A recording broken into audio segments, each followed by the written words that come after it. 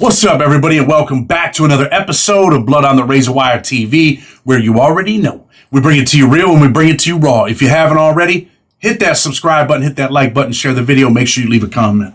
We're going into Oklahoma today. We got a brother on that done some time over there, and we're going to talk a little bit about that system and, racial politics and how things work over there. But Big Mike, man, the mic's yours. Tell the people who you are, where you're from, talk a little bit about you. My name is Mike Brown. I'm from Skokie, Oklahoma, just like the song. I did 6 years here in Oklahoma. I did time at Dick Connors. It's a pretty rough medium. I was in a Whack Nut in Lawton, Oklahoma, and I was at the Walls in McAllister. Let me ask you this. What'd you go to prison for? Man, I'm part of the crank epidemic in the 90s, man. What was it like, man, to walk into that prison system? Because I don't really know much about Oklahoma. I was in the worst county jail I ever been in, was in Grady County. I don't know if you know about that spot, but that was the worst place I ever been, man. And, being there, I heard, some of the things about that Oklahoma state prison system, but I want you to tell me, what was it like walking in there? Man, they take you to, it's called A&R, and it's at Lexington. And you'll get there. They'll bring you in there. They cut your hair all off, and then, it's usually towards the evening or the early morning. They get you. They come and they put you in the cell. If you're in the top cells, man, you got to rush to take a shower. And usually, early that morning, they'll come take your blood and all that stuff. You'll be there for about a week, sometimes longer. Depends on your points and how it works and where they got an opening. I was there probably 3 weeks.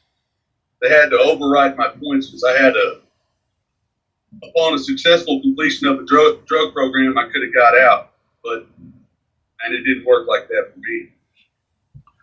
When you say it didn't work like that for you, what do you mean by that? Well, they sent me to this camp, and it's a minimum, but it's got a fence, and it's like a medium. And it's when you get there, they get you off the bus, and they got these drill instructors. They started, I was still handcuffed up, and the guy was like, just hit me with his hat. I told him, man, I ain't fucking doing that. Excuse my language. So all these guys were rolling around on the ground, and I said, take me in there where the air conditioning's at, and they did. There was a lady that come around the next morning, and she said, don't you have, a kid? And I said, yeah, I got a son. She said, well, man, you're not going to lose anything if you just come out and try. So I did. But Ted, I'd been schooled, and I never really had much of a dad, so all the guys that had kind of schooled me were sort of outlaws, you know what I mean? So when I got out there, I did the first 4 months of the program, and all it did was make me strong. So by the time we got down the hill, this dude told on me, and it was a big deal, so me and him fought. So they put me back in DU. They just sent me to a real yard after that. It was they just said it was too rough, and I couldn't be there no more. I always ask this question when people say they had a fight. Did you win or lose? I won. Chad, I won. Everybody says they won, man. You're a big old boy, man. I don't know, though. But was he a big boy or what? Well, man, I'm short and big. I wrestled in school a little bit, so this guy wasn't ready for what he was going to get. He was like a cadre at the program and this and that. He was, kind of cheesing his time, you know what I mean? So I got on him and I just whooped him. It's just hands. It wasn't that bad, but they don't go for that there. They'll get you out of there quick. So you end up going to a real yard, right? What's this real yard like? Because I've heard that sometimes it's a little rough over there. Is it rough at the place that you end up going to? Oh yeah. I go to what they call a high minimum, and it's in McLeod, Oklahoma. And there's a bunch of dudes from where I live down there. So, I fall in line. I'm not necessarily a missile, but I'm kind of young, trying to earn my respect. And I wasn't there but about a month. I beat up a molester, and then they shipped me to medium after that. But since I had what they call a program failure, and I couldn't get my level back until I did a drug program. So I was always on level 1, damn near the whole time I was locked up until I got to McAllister at the Walls. Let's talk about who you ran with. What was it like? Was it racially segregated over there? Did you become a gang member? I mean, how's that stuff work over there? Yeah, it is racially segregated. And mind you, I went in towards 98, man. Things may be a little different now. I don't know. But yeah, it was wild when I was in there, man, because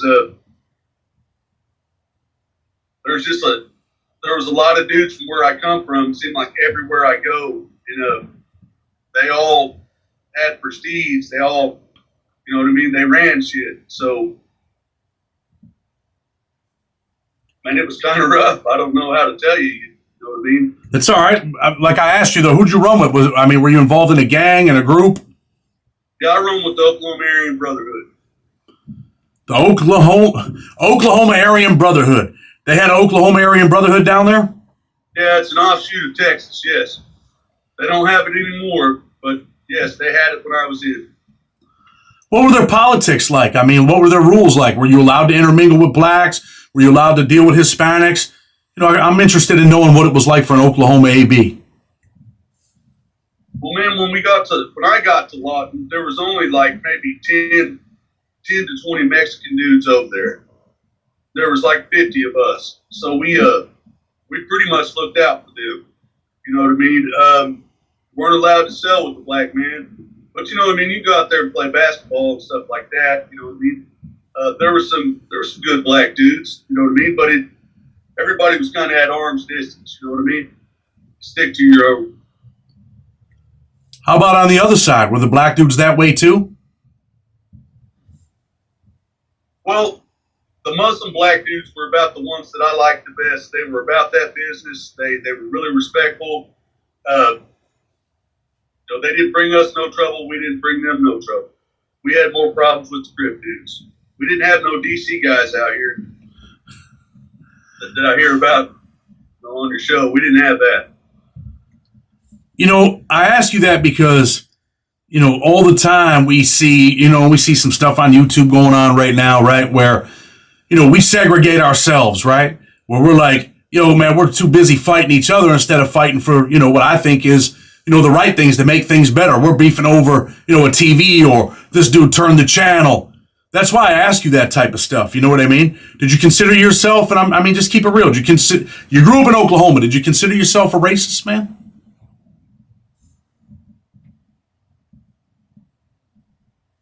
Man, for a while, yeah, probably.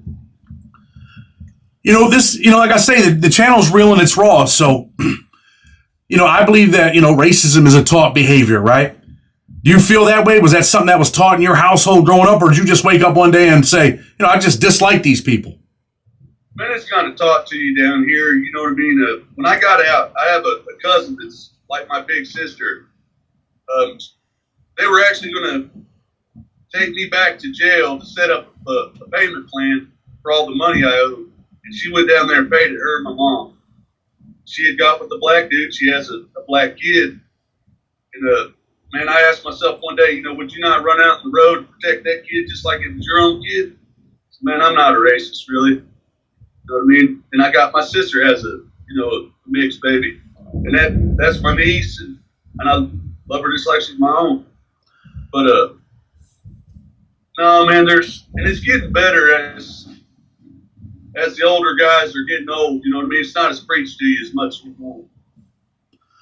Well, you know, I ask you that because when you walk in and you're like, yo, man, I'm going to get down with these dudes. I'm going to be part of, you know, the Oklahoma Aryan Brotherhood. You know, I kind of want to know what a person's mindset is, a young man that's going into prison. Like, what are you really thinking? Because other people want to know that stuff too. And that's why I asked you that. But, you know, from what you're saying, you feel like you've evolved. You're no longer that person? No, man.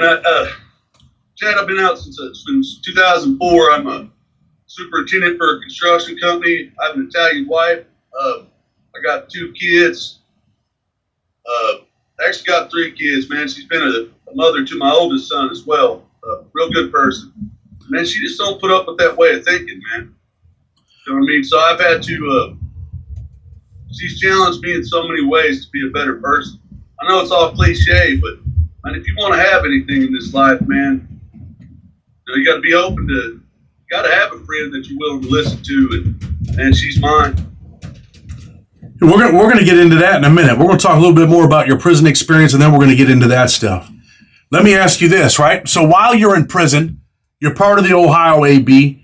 Do you have to put in any work to be a part? I mean, Oklahoma. I'm so used to saying Ohio. Do you have to put in work over there? I mean, how do they do? You just sign you up, like, yo, you're with us. How's that work? No, you got to put in work, Chad. And the guy that brought me in, he had a 5-digit number, and I was kind of his son-in-law. No, man, I had to put in work, and I had to put in more than other people because I had to. What I'm trying to explain to you is, man, where I come from, there's a bunch of meth and trouble here. You know what I mean? Yeah. And I knew all those guys, so at different times, different ones of them would be in, different one of them would be out. And then I had to go do my time too. So everywhere I'd go, there'd be at least 2 of those dudes there. You know what I'm saying? So no, I really didn't have no other choice. You know what I'm saying? I may have been peer pressured, but I was young and man, I just wanted to be part of it. You know, it's not necessarily a racial deal. It's and it's just the end thing, I guess you'd say, for a young guy. You know, a lot of people don't realize that stuff. You know, when you go to prison, dudes are like, hey, man, I'm going to run with these dudes. And, you know, a lot of young dudes, man, they think, you know, prison is all the things that they've seen in the movies, man. I'm a white dude, I'm getting down with these dudes. Or, you know, I'm a Mexican dude, I'm going to get down with these dudes. And, you know, in the feds, a lot of times them dudes have to be involved in something. They can't just walk and say, yo, I'm just an independent. I'm just walking around as a neutral. It doesn't work that way. But, you know, a lot of young kids go to prison. They're like, man, I'm about to get down with this shit. And, you know, there's a perfect example, and I want to, you know, use him as an example. The SAC kid that I've spoken about, Ricky Fackrell, went to prison a little, you know, he didn't have a whole lot of time, didn't have a whole little bit of time, you know, but he ends up with the death sentence, man, because he wanted to be a part of something. And when you want to be a part of something, you can end up on a road, man, where, yo, go put in this work. You could have been putting in work and killed somebody and not been here to talk about it today, right? Man, I was really lucky, man. The guy I don't want to say his name, but man, he's a great dude. Man, he's kind of wild, but he's a great dude. Not that he sheltered me from anything, but I didn't have enough time, so I never got picked for anything that had to be that. You know what I'm saying? To get in, I had to lock and sock the molester down, and there had to be blood. There just had to be. You know what I mean? I had 1 or 2 choices, and one of them was completely taken off the table. You know what I mean? So, yeah.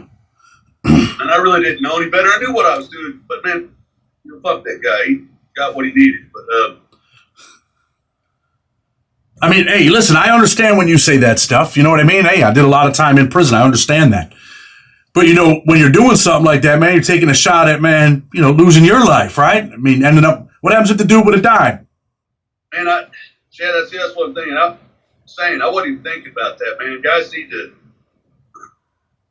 man, everything you do has a repercussion, man. And sometimes you don't even think about it, man. You're just in that moment. Yeah, I could have killed that dude. Because they come and got him. They drug him up out of there. He didn't walk. Well, how old were you when you made that choice? 22. 22 years old, and you're like, man, I'm about to go on this mission. So you got to be about my age. How old are you now? I'm 45, brother. Okay, I'm 44. Some people asked me about my birthday the other day. How old are you, Chad? I didn't want to tell them. I still feel like I'm 24, though, the same age I was when I went to prison. So at 22 years old, man, you feel like go ahead.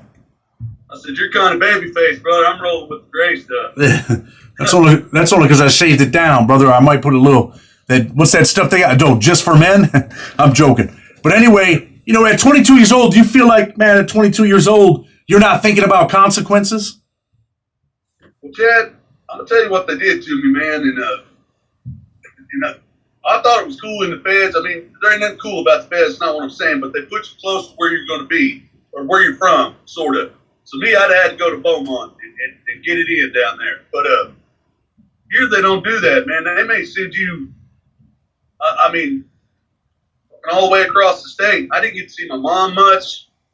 You know what I mean? I was on level 1. I didn't get a lot of phone calls. And it's going to sound cheesy, but I just went with the flow, man. I didn't really have much to lose. You know what I mean? I couldn't get much commissary. So the brothers all fed me and took care of me. You know what I'm saying? I just didn't care, man. You didn't care because you were down on your luck, man, but you didn't think about the bigger picture, and that's the point. The bigger picture is, man, I got 6 years to do, and I can be out of here, and I can have a life. And you don't think about, damn, I could kill this dude, you know, not intending to kill him, but they sent me on a mission. I hit him in the head with the lock. Yeah, he's a chomo, so what? I'm getting him off the yard. And you accidentally kill him, then you got a lot of things where nothing ever matters anymore because now you're never getting out. Or if you're getting out an old man. And that's the point. A lot of young dudes are going to prison and not thinking about, man, you know, what you're doing, what the repercussions are. I spoke about them kids yesterday, man, in Texas. They go down there and they kill that lady at her son's grave. You're 17 years old. Obviously, if you sit back and think like, yo, if I kill this lady, I shoot these people, guess what's going to happen? I'm going to go to prison and I'm probably never getting out or I'm getting the death penalty. But in the moment, these people are not thinking. And hopefully they catch, you know, an episode or two and they're like, damn, I probably should think about the consequences because that's the problem. We don't think about it. Do you feel like that was more of your issue where you didn't think about the consequences? Man, Chad, you know, like when you're in there, man, it took me a few years to really come around, you know what I mean, to get around the right brothers, sort of say. You know what I mean? I really didn't think much about it at the time. You know what I mean? I just wanted that glory, to be honest with you. And I know it sounds really silly. Let me interrupt you. It's not silly. I mean, that's how people really think in there. They want the glory.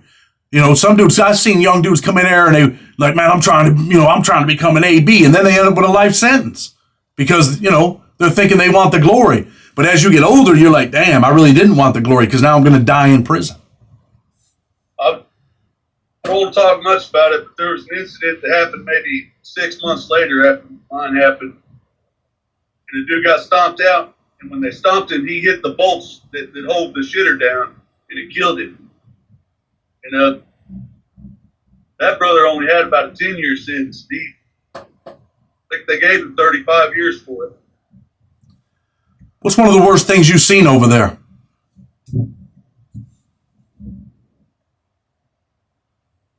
This is going to be a little bit funny, but it's not the worst thing, but it's kind of funny. We had a chomo in our pod, and I had this brother named Little Wit. He did a lot of my tattoo work. He wanted him to go. He just had to go.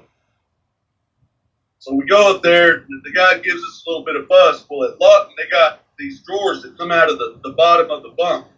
You know, they're halves for whoever and halves for the other guy. You know what I'm saying? Yeah. And I only hit the guy a couple times, but Witt stuffed this dude in the drawer, jumped up and down on him, and damn near had the drawer shut. That's there wasn't a lot of blood or nothing, but it was pretty rough, man. Put him in a drawer. Okay. Next question. Well, you know how long the bunks are, bud. So that drawer was half the length minus maybe a couple inches of the, and it went all the way back. That was our locker box. We didn't have locker boxes a lot. So it was a big drawer and it had a deal where you could lock it on the outside of it. But, yeah, that's one of the funniest things I've seen. A lot of the gruesome stuff that you've seen or we talk about, man, it all happens so fast that, man, it's really not as gruesome at the moment as you think it would be. I've seen a bunch of guys get stabbed. I've seen a little black dude and a big black dude fighting. You know what I mean? That's what I thought, so I posted it up. You know what I mean? Probably wasn't supposed to, but I kind of watched it.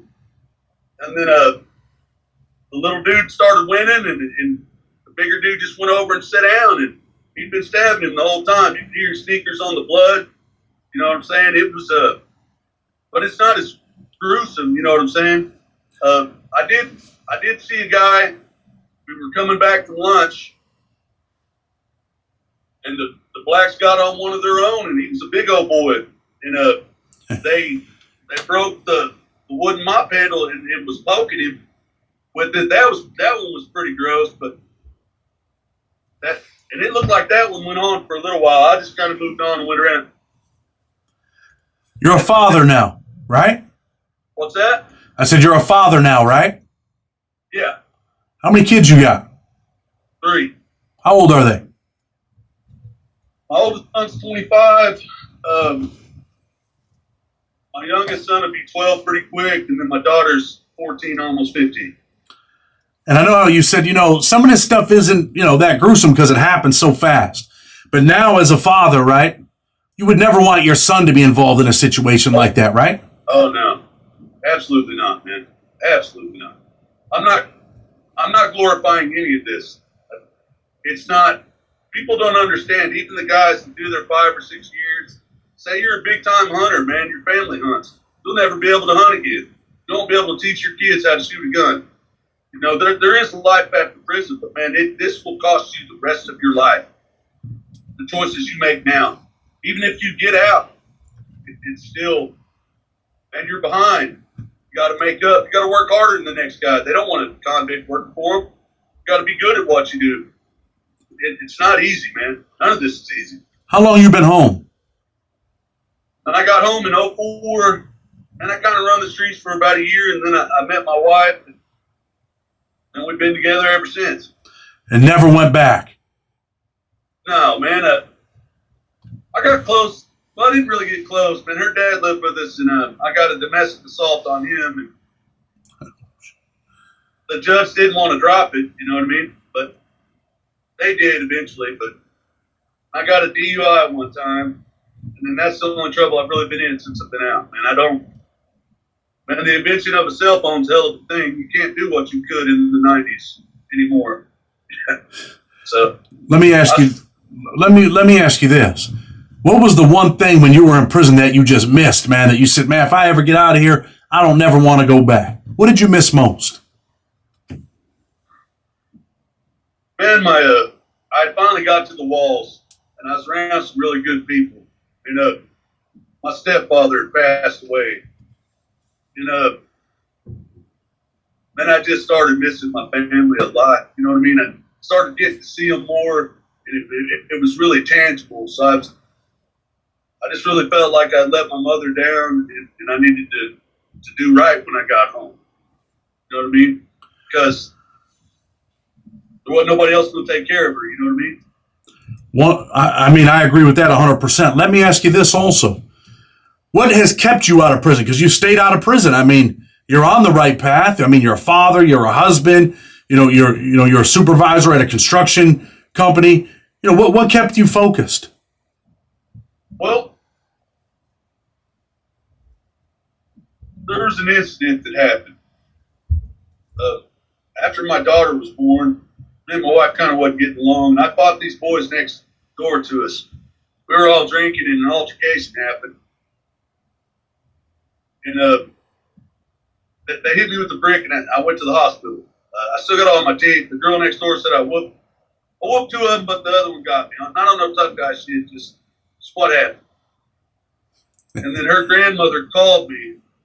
After I got out of the hospital and stuff, I went home, and my wife's grandmother called me, and that's who raised my wife. And she told me, she's not going to wait on you if you go. You know what I mean? You're going to lose everything you got. Is this what you want to do? And I just sat down and I thought about it, you know what I mean? And I was like, no, she ain't going to wait on me. This ain't really getting me anywhere, man. You know what I mean? We sat down, me and my wife sat down, and she had like a spiral notebook of all the fines that I had paid.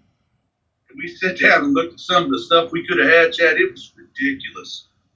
It was ridiculous.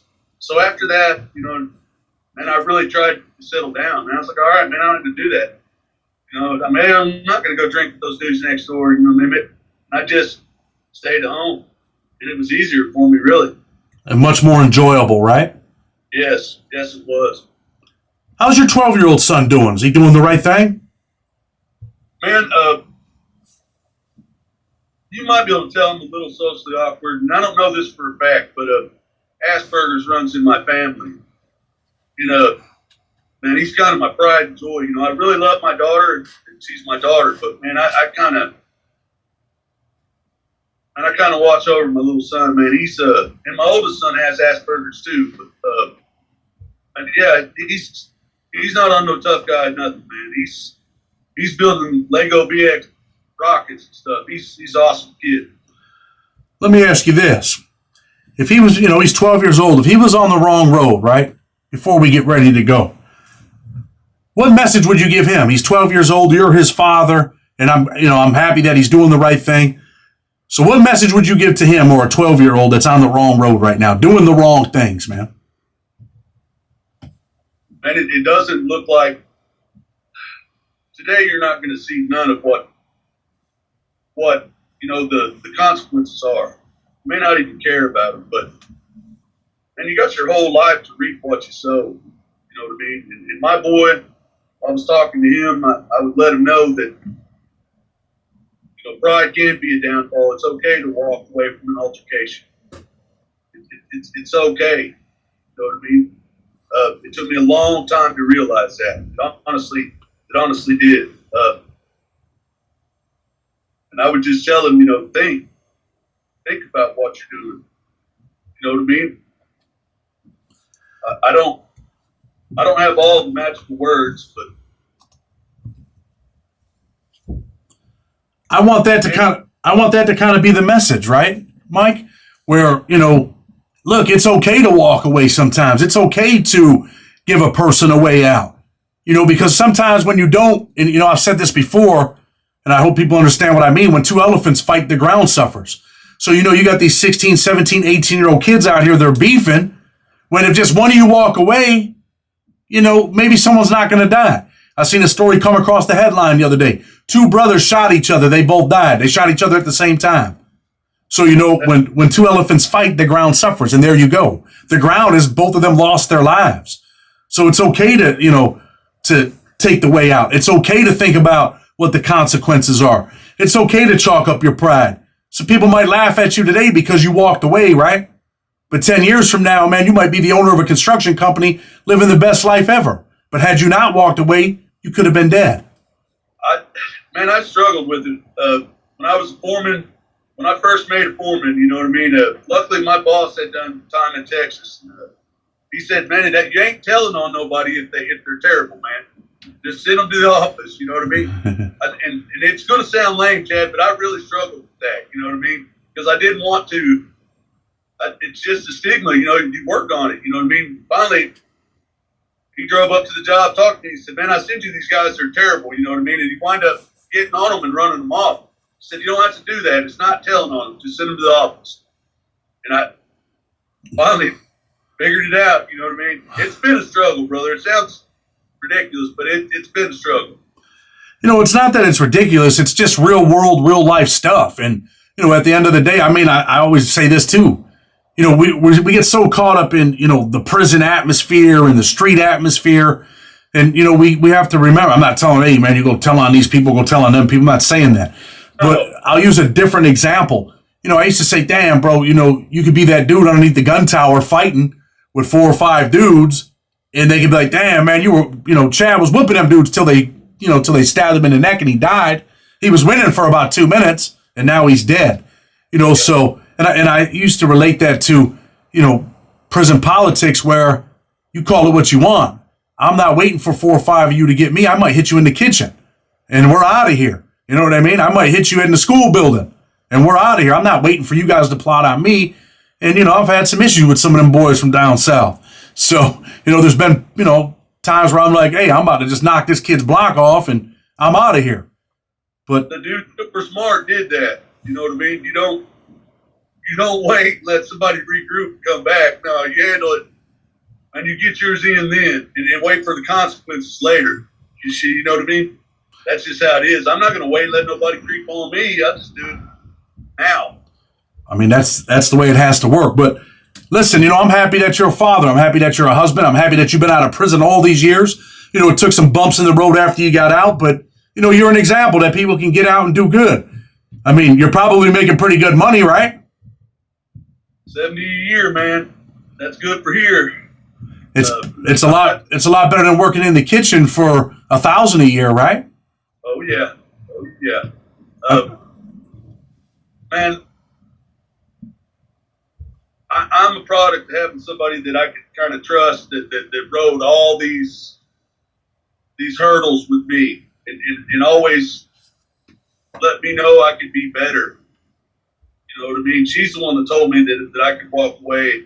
And man, I can't tell her, you know what I mean? I wish I would have listened to her sooner because she's been right. Well, I mean, it is what it is, right? So before we get ready to go, anything you want to say before we go? Hey, man, from a guy that's done a little bit of stuff, and I'm starting to get older, and it's okay to walk away.